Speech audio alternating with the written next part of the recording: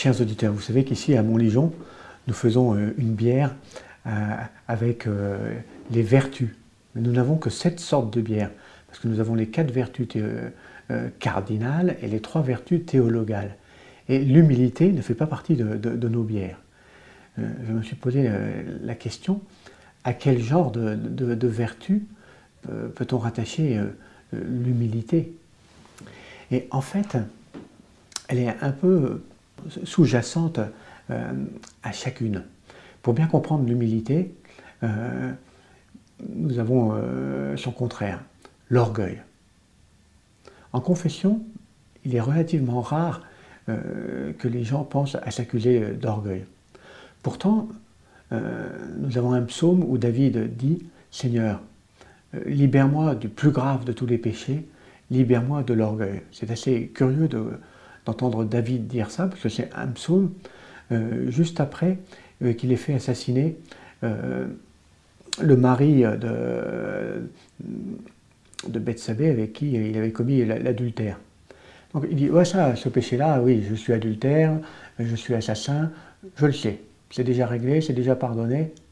Par contre, Seigneur, libère-moi de l'orgueil, parce que ça, c'est un péché sous-jacent et qui brûle ma relation avec toi et avec les autres.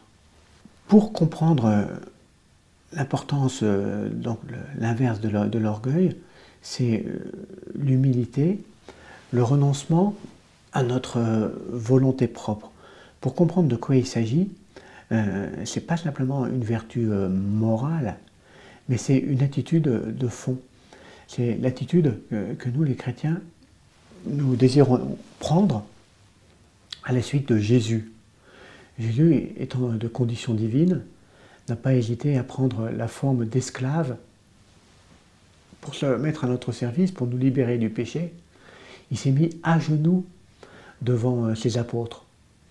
Le pape Saint Jean-Paul II nous disait, parfois nous ne savons pas si notre vie est humble ou orgueilleuse.